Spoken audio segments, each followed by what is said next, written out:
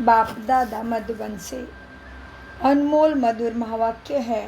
मीठे बच्चे, हाँ जी, बाबा सम्मुख बैठा है, उसकी ही भासना रहे, वही भावना रहे, वही दृष्टि में रहे। निमित्त आत्मा के साथ साथ बाबा बैठा है। महावाक्य। मीठे बच्चे, बाप द्वारा तुम्हें जो सृष्टि के आदि मध्य अंत की नॉलेज मिली है, इसे तुम बुद्धि में रखते हो, इसीलिए तुम हो स्वदर्शन चक्रधारी। प्रश्न। रूहों को पावन बनाने के लिए रूहानी बाप कौन सा इंजेक्शन लगाते हैं? उत्तर। मन मनाभव का। यह इंजेक्शन रूहानी बाप के सिवाय कोई लगा नहीं सकता। बाप कहते हैं, मीठे बच्चे, तुम मुझे याद करो, बस याद से ही आत्मा पावन बन जाएगी। इसमें संस्कृत आदि पढ़ने की भी ज़रूरत नहीं। बाप तो हिंदी में सीधे शब्दों में सुनाते हैं।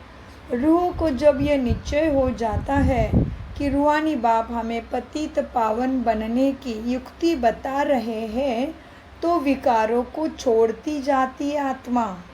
ओम शांति। ओम शांति का अर्थ तो बच्चों को समझाया है। आत्मा अपना परिचय देती है, मेरा स्वरूप शांत है और मेरा रहने का स्थान भी शांति धाम है, जिसको परम धाम निर्वाण धाम भी कहा जाता है। बाप भी कहते हैं, बच्चे, देह का अभिमान छोड़ देही अभिमानी बनो। बाप को याद करो, वही है तुम्हारा पतित पावन बाप। यह कोई भी नहीं जानते कि हम आत्मा है। यह आए हैं शरीर धारण कर पाठ बजाने। अब ड्रामा पूरा होता है, हमें वापस जाना है। इसीलिए कहते हैं, बच्चे, मुझे याद करो तो पाप कर्म विकर्म तुम्हारे विनाश होंगे। इसको ही संस्कृत में कहते हैं मन मनाभव। बाप ने कोई संस्कृत में नहीं कहा है। बाप तो इस हिंदी भाषा में समझाते हैं, सरल और सहज। जैसे गवर्नमेंट कहती है एक ही भाषा हिंदी होनी चाहिए, बाप ने भी वास्तव में हिंदी में ही समझाया है। परंतु इस समय अनेक धर्म मठ पंथ होने के कारण भाषाएं भी अनेक प्रकार की कर दी है। सतयुग में इतने भाषाएं होती नहीं जितनी अभी यहाँ है। गुजरात में रहने वालों की भाषा अलग, जो जिस गांव में रहते वहाँ की भाषा जानते। अनेक मनुष्य अनेक भाषाएं हैं। सतयुग में तो एक भाषा एक धर्म था। अभी तुम बच्चों को सृष्टि के आदि मध्य अंत की नॉलेज बुद्धि में है। यह कोई शास्त्र नहीं है। ऐसा कोई शास्त्र नहीं जिसमें यह नॉलेज मिले। न कल्प की आयु का लिखा हुआ है, ना ही आत्मा का किसी को मालूम है। ऐसा कोई शास्त्र नहीं जिसमें परमात्मा का सत्य परिचय मिले। बाबा कहते हैं, बच्चे, क्या है, अब सृष्टि तो एक ही है। सृष्टि का चक्र फिरता रहता है, नई से पुरानी, पुरानी से फिर नई। इसको ही कहा जाता है स्वदर्शन चक्र। जिसको इस चक्र का नॉलेज है उसको कहा जाता है स्वदर्शन चक्रधारी। आत्मा को ज्ञान रहता है यह सृष्टि चक्र कैसा फिरता है। वह फिर श्री कृष्ण को, विष्णु को स्वदर्शन चक्र दे देते हैं। अब बाप समझाते, बच्चे, उन्हों को तो नॉलेज ही थी नहीं। सृष्टि की आदि मध्य अंत का नॉलेज बाप ही देते हैं। यही स्वदर्शन चक्र है, बाकी कोई हिंसा की बात नहीं, जिससे गला काटा जाए, यह बात नहीं। यह सब झूठ लिख दिया है, क्योंकि वो स्वदर्शन चक्र का अर्थ नहीं समझते। तुम क्या थे सतयुग में, फिर कैसे उतरती कला त्रेता में आए, फिर द्वापर और कलयुग। इसका दर्शन करके फिर सत्व प्रधान बनने के लिए पुरुषार्थ करना, यह है स्वदर्शन चक्र। गला काटना है अपने अंदर के विकारों का, बुराई का, देह के अभिमान का। यह नॉलेज बाप के सिवाय कोई मनुष्य मात्र दे न सके। मनुष्य को कभी भगवान नहीं कह सकते, जबकि ब्रह्मा विष्णु शंकर को भी देवता कहा जाता। जो बाप की महिमा है वो देवताओं की भी नहीं है। बाप की महिमा देवताओं की महिमा अलग अलग है। जो कल भी बाबा ने बोला, श्री कृष्ण की महिमा अलग, परमात्मा की महिमा अलग। कल आते टाइम डायरी में श्री कृष्ण की महिमा और परमात्मा की महिमा अलग अलग लिख के लाओ। आपके क्या क्या पॉइंट्स है, आपका क्या क्या चिंतन है, लिख कर लाओ, ठीक है। बाबा कहते देवताओं की महिमा और परमात्मा की महिमा अलग है। बाप तो राजयोग सिखा रहे हैं। ऐसे नहीं कहेंगे कि बच्चों की भी वही महिमा है जो बाप की है। फिर बच्चे भी पुनर्जन्म लेते हैं। बाप तो पुनर्जन्म में नहीं आते। बच्चे बाप को याद करते। ऊंचे ऊंचे भगवान, वह सदा पावन है। भगवान पावन क्यों रहता है? शरीर ही नहीं लेता, जन्म मरण में आता ही नहीं, तो उतरती कला का कोई संबंध नहीं। बच्चे पावन बन फिर पतित बनते हैं। बाप तो है ही पावन। बाप का वर्षा भी तुम्हें ज़रूर चाहिए। बच्चों को मिलता, एक तो मुक्ति चाहिए, दूसरा जीवन मुक्ति चाहिए। शांति धाम को मुक्ति, सुख धाम को जीवन मुक्ति कहा जाता है। मुक्ति तो सबको मिलती है, जीवन मुक्ति जो पढ़ेंगे उनको मिलेगी। भारत में बराबर जीवन मुक्ति थी देवी देवताओं को, बाकी सब इतने आत्माएं मुक्ति धाम में रहती है। सतयुग में सिर्फ एक ही भारत खंड था, लक्ष्मी नारायण का राज्य था। बाप ने समझाया है, लक्ष्मी नारायण के मंदिर सबसे जास्ती बनाते हैं बिरला। हाँ, आदि तो ज़रूर मंदिर बनाते हैं, यह नहीं जानते कि लक्ष्मी नारायण को ही यह बादशाही कहाँ से मिली और कितना समय उन्होंने राज्य किया, कोई नहीं जानते। मंदिर बनाते जाते हैं, फिर कहाँ चले गए राज्य करके, यह भी नहीं जानते। तो जैसे गुड़ियों की पूजा हुई ना, जैसे छोटेपन में हम छोटी छोटी मट्टी की गुड़िया बनाते, थोड़ी देर के लिए खेल कूल करते, उसको सजाते, झूठा झूठा खाना खिलाते, थोड़ी देर के लिए मज़ा लूटते, बात खत्म। कुछ प्राप्ति सदगति उससे हुई नहीं, हमें कुछ मिला भी नहीं गुड़िया को खेला छोटेपन में। वैसे बाबा कहते हैं अभी देवी देवताओं की पूजा करने का भी वही है, कुछ मिलता नहीं है, पूजा करते हो, थोड़ी देर के लिए खुश हो जाते हो, वैसे के वैसे पतित दुखी ही रहते हो। बाबा कहते हैं देखो, अब ये लक्ष्मी नारायण की पूजा करना तो जैसे गुड़ियों की पूजा हुई ना, मंदिर बनाते, पूजा करते, अर्थ नहीं जानते, कहाँ से आए थे, कितना राज्य किया, किसने राज्य दिया, कुछ भी नहीं पता। जब अंधश्रद्धा से भक्ति करते हो, श्रद्धा है लेकिन क्यों श्रद्धा रखनी है, कौन है ये, कुछ भी नहीं पता, इसको कहा जाता है भक्ति। आपे ही पूज्य, आपे ही पुजारी, पूज्य और पुजारी में बहुत फर्क है। उनका भी अर्थ होगा ना, पूज्य और पुजारी का भी कुछ अर्थ होगा। पतित उनको कहा जाता है जो विकारी है। क्रोधी को पतित नहीं कहेंगे, जो विकार में जाते हैं, काम वासना महाशत्रु है, उनको पतित कहा जाता। इस समय तुमको ज्ञान अमृत मिलता है। क्या मिलता है? ज्ञान को बाबा ने अमृत कहा है और ये मनुष्य को नहीं पता। इसे अमृत खा पी के हम अमर बनने वाले हैं। तो इस समय तुमको ज्ञान अमृत मिलता है। ज्ञान का सागर ही बाप है। बाप ने समझाया है बच्चे, ये भारत ही सत्व प्रधान उच्चते उच्च था, अभी तमो प्रधान है। ये तुम्हारी बुद्धि में है। यहाँ कोई राजा ही तो है नहीं, यह है ही प्रजा का, प्रजा के ऊपर राज्य, लोकशाही, डेमोक्रेसी। सतयुग में बहुत थोड़े मनुष्य, अभी तो कितने हैं। विनाश की तैयारी भी होती है। दिल्ली परिस्थान तो बनना ही है, परंतु यह कोई जानते नहीं। वो तो समझते यह नई दिल्ली और ये पुरानी दिल्ली। इस पुरानी दुनिया को पलटाने वाला कौन, यह भी किसी को पता नहीं, कोई शास्त्रों में नहीं है। समझाने वाला एक ही बाप है। अभी तुम बच्चे नई दुनिया के लिए तैयारी, पुरुषार्थ भी कर रहे हो, तैयारी भी कर रहे हो। कौड़ी से हीरे मसल तुम बन रहे हो। क्या? कौड़ी कुछ भी मूल्य नहीं होता उसका, और हीरा कितना मूल्यवान। तो हम कैसे बन रहे अभी? एक्सक्यूज मी, थोड़ा अर्जेंट फोन है। अयो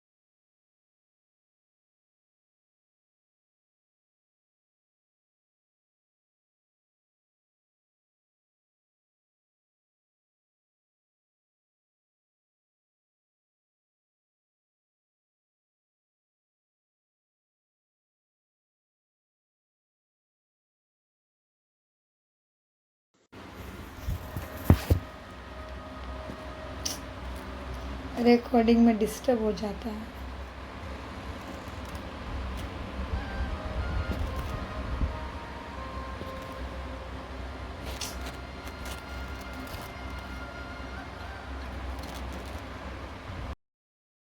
मीठे बच्चे, भारत कितना सॉल्वेंट था, कौड़ी से हीरे मिसल बन रहे हो। दूसरा कोई धर्म नहीं था, अभी तो अनेक धर्म हैं। अब रहमदिल बाप को याद करते हैं। भारत सुखधाम था, ये भूल गए हैं। अब तो भारत का क्या हाल है। नहीं तो भारत हेवन था, बाप का जन्म स्थान है ना। तो ड्रामा अनुसार उनको तरस आ जाता है। भारत तो प्राचीन देश है, कहते भी है बरोबर। क्राइस्ट से 3000 वर्ष पहले भारत स्वर्ग था और कोई धर्म नहीं था। अभी यह भारत बिल्कुल आकर पट पड़ा है। बाबा की भाषा भी ऐसी है ना, गाते हैं भारत हमारा सबसे ऊंचा था, नाम ही है हेवन स्वर्ग।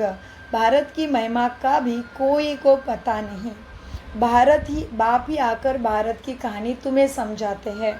भारत की कहानी माना दुनिया की, इसको ही सत्यनारायण की कहानी कहा जाता। बाप ही बैठ सब समझाते हैं। पूरे 5000 वर्ष पहले भारत में लक्ष्मी नारायण का राज्य था। जिनों के चित्र भी है ना, परंतु उनको ये राज्य कैसे मिला, सतयुग के आगे क्या था, संगम के आगे क्या था, कलियुग यह है संगम युग, यह कोई नहीं जानता।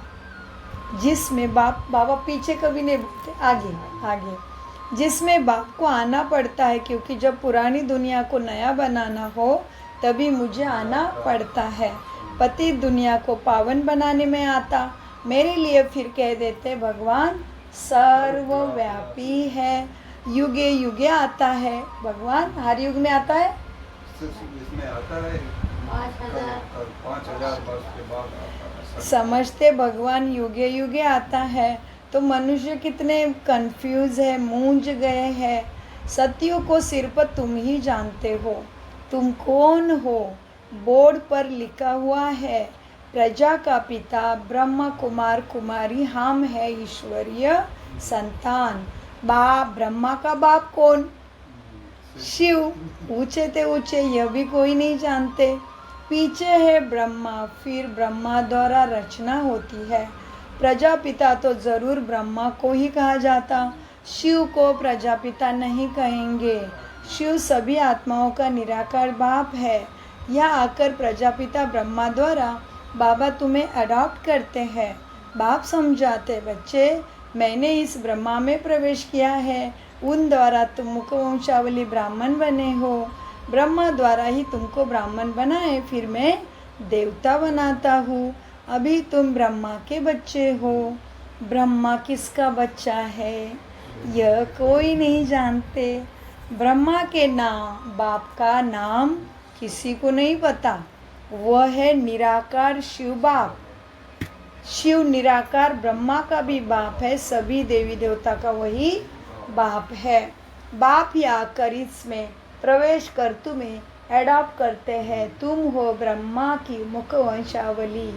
बाप कहते हैं मैं इनके बहुत जन्मों के अंत में प्रवेश करता हूँ, यह हमारा बन जाता है। संन्यास धारण करता है ब्रह्मा। किसका संन्यास करता ब्रह्मा? संसारी दुनिया का सब बाबा ने ब्रह्मा ने संन्यास किया, शरीर का और 5 विकारों का। घर बार छोड़ने की दरकार नहीं, गृहस्थ व्यवहार में रहते पवित्र रहना है। और मामेकम याद करोगे तो तुम्हारे विकर्म विनाश हो जाएंगे। यही योग है जिससे खाद निकल जाती है और तुम सत्व प्रदान बन जाते हो। भक्ति में तो भले कितनी भी गंगा स्नान करे, जब तब आदि करे, नीचे उतरना ज़रूर है। सत्व प्रदान थे, अब तुम तमो प्रदान है। फिर सत्व प्रदान कैसे बनेंगे? सो शिवाय बाप के कोई रास्ता ना बता सके। बाप तो बिल्कुल ही सहज रीति बताते, बच्चे माँ में कम याद करो, ये आत्मा से बात करते हैं। कोई गुजरातिया व सिंधी से बात नहीं करते। हाँ, बाबा कहते मैं किसी मनुष्य से बात नहीं करता कि ये गुजराती है, ये ब्रह्मा सिंधी है, नहीं। किससे बात करता हूँ मैं? आत्मा से बात करता हूँ।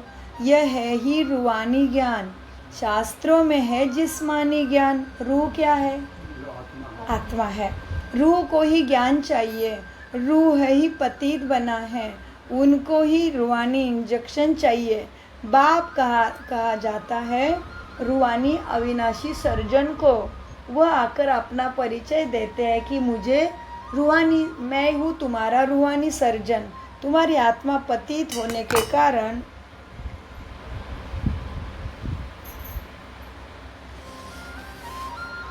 तुम्हारी आत्मा पतित होने के कारण मुझे नहीं पहचानती है। क्या हुआ है सुजाता बहन को आज?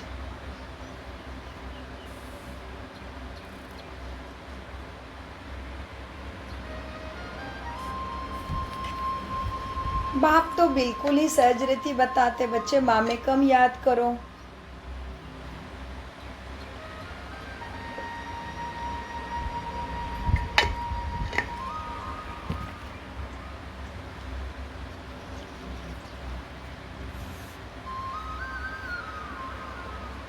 ये आत्मा से बात करते, कोई गुजराती या सिंधी से बात नहीं करता बाप। यह है रूहानी ज्ञान। आत्माओं के लिए शास्त्रों में जिस्मानी ज्ञान है। रूह को ज्ञान चाहिए, रूह ही पतित बना है, उनको ही रूहानी इंजेक्शन चाहिए। बाप को कहा जाता है रूहानी अविनाशी सर्जन। वो आकर अपना परिचय देते हैं कि मैं तुम्हारा रूहानी सर्जन हूँ।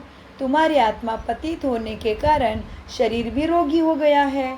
इस समय भारतवासी तथा सारी दुनिया ही नरकवासी है, फिर स्वर्गवासी कैसे बन सकती है? सो बाप समझाते बच्चे। बाप कहते हैं मैं ही आकर सब बच्चों को स्वर्गवासी बनाता हूँ। तुम भी समझते हो बरोबर, हम नरकवासी थे। कलयुग को नरक कहा जाता है। अब नरक का भी अंत है। भारतवासी इस समय रव रव नरक में पड़े हैं। इसको सावरेंटी भी नहीं कहेंगे।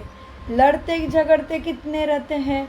अब बाप स्वर्ग में ले जाने लायक बनाते हैं तो उनका मानना चाहिए ना। अपने धर्म शास्त्रों को भी नहीं जानते तो बाप को भी नहीं जानते। बाप कहते हैं बच्चे मैंने तुमको पतित से पावन बनाया था ना। हाँ, ना कि कृष्ण ने। किसने बनाया तुम्हें पावन?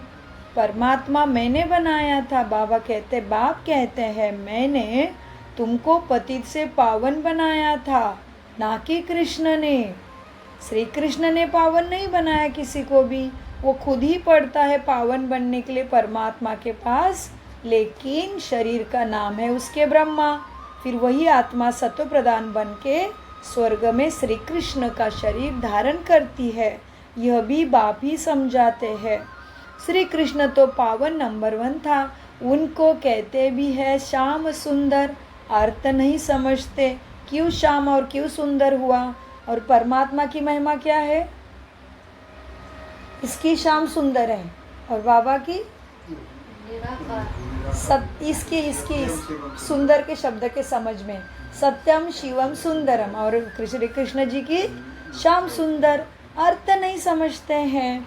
मैं तो सदा ही सत्यम शिवम सुंदरम रहता हूँ। मैं तमो प्रधान या पतित बनता ही नहीं। मैं उतरती कला में आता ही नहीं। मनुष्य नहीं समझते।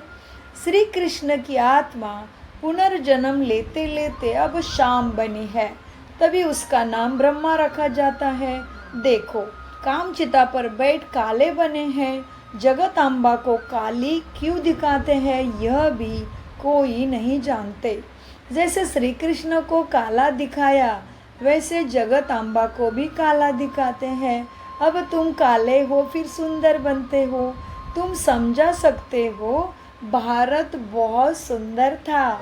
सुंदरता देखनी हो तो अजमेर में सोने की द्वारका में देखो, वहाँ पे मॉडल है सतयुग का स्वर्ग का। स्वर्ग में सोने हीरे के तुम्हारे महल थे, अभी तो पत्थर बित्थर के हैं, सब तमो प्रधान हैं। तो बच्चे जानते हैं शिव बाबा ब्रह्मा दादा दोनों इकट्ठे हैं, इसीलिए कहते बाप दादा। वर्षा शिव बाबा से मिलता है। अगर दादे से कहेंगे तो बाकी शिव के पास क्या है? वर्षा शिव बाबा से मिलता है ब्रह्मा द्वारा। ब्रह्मा द्वारा विष्णुपुरी की स्थापना। अभी तो रावण राज्य सिवाय तुम्हारे सब नरकवासी है। अभी तो है रावण राज्य, सिवाय तुम्हारे सब नरकवासी है, तुम कहाँ हो फिर? बाबा ने क्या बोला? संगम। बहुत अच्छा। सामने कोई भी एक्ट चले, निमित्त आत्मा जो भी कर रहा है, लेकिन पूरा ध्यान महावाक्यों पे चाहिए। मीठे बच्चे, अभी तुम अभी तो रावण राज्य है, सिवाय तुम्हारे सब नरकवासी है। तुम अभी संगम पर हो, अभी पतित से पावन तुम बन रहे हो, फिर विश्व के मालिक भी तुम बन जाएंगे। ये कोई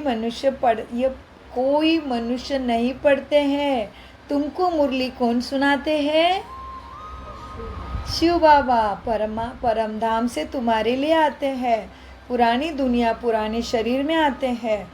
कोई को निश्चय हो जाए तो फिर बाप से मिलने के लिए सिवाय रह न सके। कहे पहले बेहद के बाप को तो मिले, ठहर भी नहीं सकेंगे मिले बिना। कहेंगे बेहद का बाप जो स्वर्ग का मालिक मुझे बनाता है, उनके पास हमको फौरन ले चलो, हमें बाबा मिलन में जाना ही है। देखे तो सही शिव बाबा का रथ कौन सा है। वो लोग भी क्या करते हैं? घोड़े को श्रृंगारते हैं ना, पटका निशानी रखते हैं। वो रथ था मोहम्मद का, जिसने धर्म स्थापन किया। भारतवासी बाबा ने थोड़ा सा फिर से बीच में क्या किया, पहले तो बोला जिसको परमात्मा पे निश्चय होगा कि स्वर्ग की बादशाही दे रहा है, वो मिले बिना रहेगा नहीं बच्चा। और फिर बाबा ने मुसलमानों के जो उनका ईद रहता है, तभी वो रथ निकालते, क्या क्या सवारी निकालते, उसका थोड़ा याद दिलाया। बाबा ने बीच में ही बोला शिव बाबा का रथ कौन है, वो देखने की इच्छा होती है ना। और वो लोग भी घोड़े को श्रृंगारते हैं, पटाखा निशानी रखते हैं। वो रथ था मोहम्मद का, जिसने धर्म स्थापन किया। भारतवासी फिर बैल को तिलक दे मंदिर में रखते हैं, समझते हैं इस पर शिव की सवारी हुई। लेकिन ये सारा प्रतीक है ब्रह्मा के लिए। अब बैल पर तो ना शिव की सवारी हो सकती है, ना ही शंकर देवता की सवारी हो सकती है। कुछ भी नहीं समझते, जानवर पे कौन बैठेगा? शिव निराकार है, वो कैसे सवारी करेंगे? उनको सवारी करने की ज़रूरत ही नहीं, उनके पास शरीर ही नहीं है। टांग भी तो चाहिए ना जो बैल पर बैठ सके। बाबा प्रैक्टिकल दिखा रहे। शिव निराकार है, वो कैसे सवारी करेंगे? टांग भी तो चाहिए ना, वो तो शरीर ही नहीं है, वो तो ज्योति है, निरंतर ज्योति, निराकार ज्योति। हाँ, सो टांगे तो चाहिए जो बैल पर बैठ सके। यह सारी है अंधश्रद्धा की बात। अच्छा, मीठे मीठे सिखिलते बच्चों प्रति माता पिता बाप दादा का याद प्यारा और गुड मॉर्निंग। रूहानी बाप की रूहानी बच्चों को नमस्ते। हम रूहानी बच्चों की रूहानी बाप दादा को याद प्यार गुड मॉर्निंग। नमस्ते प्यारे बाबा, नमस्ते। हम हैं सतबुद्धि से आत्मा अभिमानी स्थिति से सच्ची गीता ज्ञान को समझते, धारण करते और कराते।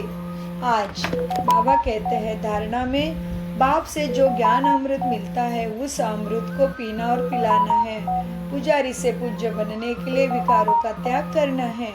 बाप जो स्वर्ग में जाने के लायक बना रहे, उनके हर बात माननी है, पूरा निश्चय बुद्धि बनना है। बाप दादा सदगुरु के रूप में मेरे सामने आते हैं और मेरे सिर पे हाथ रख के मुझे वरदान देते हैं। अनुभव की व्हील पावर द्वारा माया की पावर का सामना करने वाले अनुभवी मूर्त भव जी। सबसे पावरफुल स्टेज है अपना अनुभव। अनुभवी आत्मा अपने अनुभव की विल पावर से माया की कोई भी पावर का, सभी बातों का, सर्व समस्या का सहजी सामना कर सकती है और सभी आत्माओं को संतुष्ट भी कर सकती है। सामना करने की शक्ति से, सर्व को संतुष्ट करने की शक्ति अनुभव के विल पावर से सहजी प्राप्त होती है। इसलिए हर खजाने को अनुभव में लाकर अनुभवी मूर्त बनो। स्लोगन, एक दो को देखने के बजाय स्वयं को देखो और स्वयं को परिवर्तित करो।